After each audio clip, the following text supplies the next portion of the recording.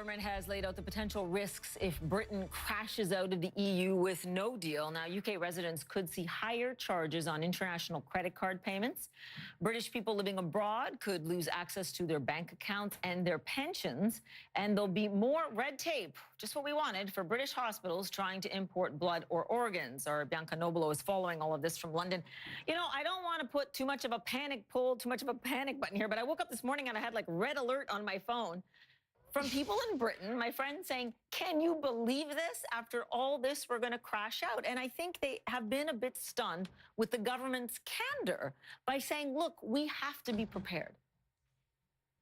Well, it's a difficult position that the government's in because, of course, if they don't release any form of no-deal preparation, then people will be saying it's a dereliction of duty. Why aren't they making contingency plans to make sure that all eventualities are taken care of? But then, of course, when they do, people accuse them of Project Fear and trying to thwart the whole democratic process of Brexit. So it's a very difficult position for the government to be in. And, of course, with Brexit, and it's not too conspiratorial to say this, you've always got to be thinking, you know, what are they really trying to achieve here? There have been whispers in Westminster about whether or not these no-deal plans are, in fact, an attempt to almost scare Theresa May's Brexiteers into line to get behind her plan, which is softer and more of a compromise.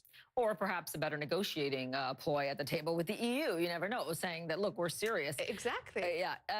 Listen, I am fascinated by some of the little itty-bitty annoying charges and even some very crucial things like medicine that they're saying that perhaps these things could happen if they crash out of Brexit.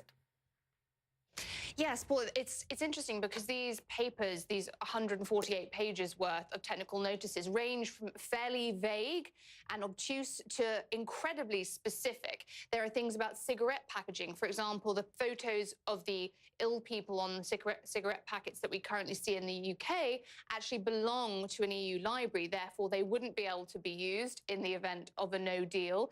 As you say, there could be charges on credit cards. So, for example, if I bought something from an EU website, I might encounter a similar charge that I would currently find if I bought something from a US website. There's obviously issues with pensions and question marks over whether Brits living in the EU would even be able to access their bank accounts. So these are really big, tangible problems for people in the event of a no deal that are being foreseen.